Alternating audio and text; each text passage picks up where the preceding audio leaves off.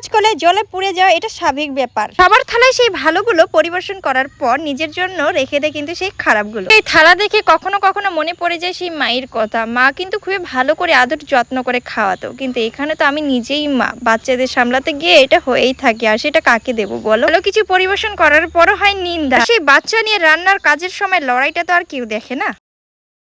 Hello everyone, কেমন আছো তোমরা সবাই? আশা করি খুব ভালো আছো আর সুস্থ আছো। বড়দের প্রণাম আর ছোটদের অনেক অনেক ভালোবাসা নিয়ে আমি আজকে ব্লগটা শুরু করছি। আর এর জীবন নিয়ে কোনো তুলনা হয় না ভাই, কারণ ঘর গোছাবে নারী, রান্না করবে নারী, খাওয়াবে নারী, বাচ্চার জন্ম দিবে নারী, বাচ্চা পালন করবে নারী, এক কথায় পুরো বাড়ি সামলাবে সেই নারী। আর অন্যদিকে দেখো, পুরুষ মানুষ শুধু করে ইনকাম, তাতেই কিন্তু তাদের হয় সুনাম। আর আমরা নারী বিয়ের পর সারাদিন পরিশ্রম করলেও তাতে নেই কোনো আমাদের নাম, আমাদের হয় শুধু বদনাম। আমার প্রায় রান্না শেষ, এখন উঠলো আমার বরমশাই বাবু সাহেব। সত্যি কথা বলতে আমাদের প্রতিদিন ডে সেলিব্রেশন হয় না, না সেই ভালোবাসার ডে আবার না, ওই যে ভাত দে, চা দে, মুড়ি দে, এই সব কিছু। তার সাথে সাথেই যে চলে আসে অর্ডার, চা দে, মুড়ি দে। বরমশাইয়ের তো হয়ে গেল, এবার শাশুড়ি মা খাবে তিসির গুঁড়ো। এগুলো কিন্তু ভালোভাবে আগে বেছে নিতে হবে, কারণ ছোট ছোট পাথর রয়েছে। আজকে সিরিয়াসলি কমেন্ট পড়বো আমি, নেগেটিভ পজিটিভ সবকিছুই। এই ভিডিওটা করেছিলাম আমি নেশামুক্ত সমাজ নিয়ে। এখানে অনেকেই অনেক ধরনের কমেন্ট করেছে, হাজার হাজার কমেন্ট এসেছে। রিপ্লাই ভিডিও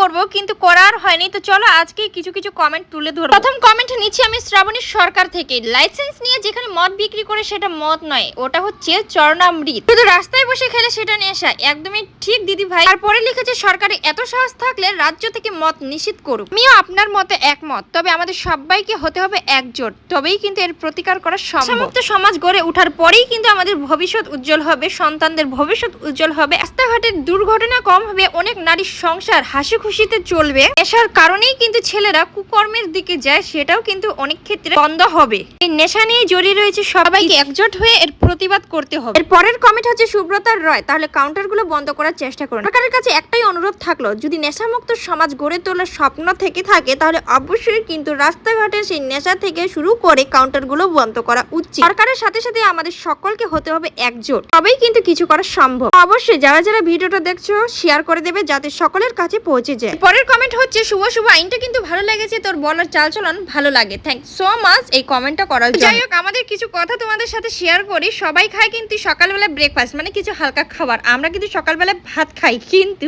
দুপুরবেলা যখন খিদে পায় তখনই আমরা সেই ব্রেকফাস্টের মধ্যে পরোটা রুটি বানিয়ে খাই। সকালবেলা লাগবে কিন্তু ভাত। যাই হোক, তোমাদের সাথে কথা বলতে বলতে এইদিকে দেখো আমার তেল রুটি হয়ে গেল, এবার বসিয়ে দিয়েছি চা।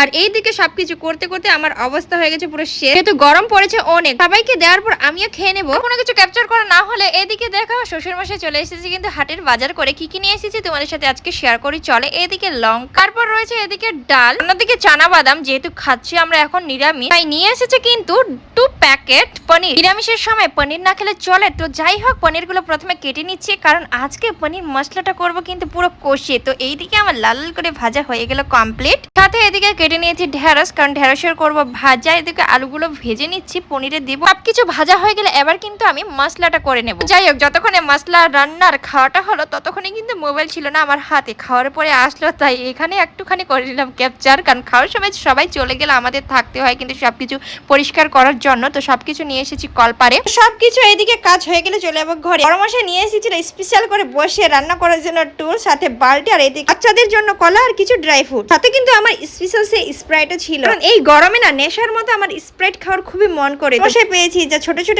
ইচ্ছাগুলো খুব সুন্দরভাবে পূরণ করে। এর মধ্যে কিন্তু ঝগড়া যে হয় না, সেটা আবার না, ঝগড়া হয়ে আমাদের পুরো জামকে। আর ঝগড়া না হলে আবার সম্পর্কের মধ্যে নজর লেগে যাবে। তো যাই হোক, এটাই ছিল আজকের ব্লগ। কেমন লাগলো অবশ্যই কমেন্ট করে জানিও। ভালো থেকে সুস্থ থেকে সবাই। আমি নিচ্ছি এখান থেকে বিদায়, টাটা বাই বাই।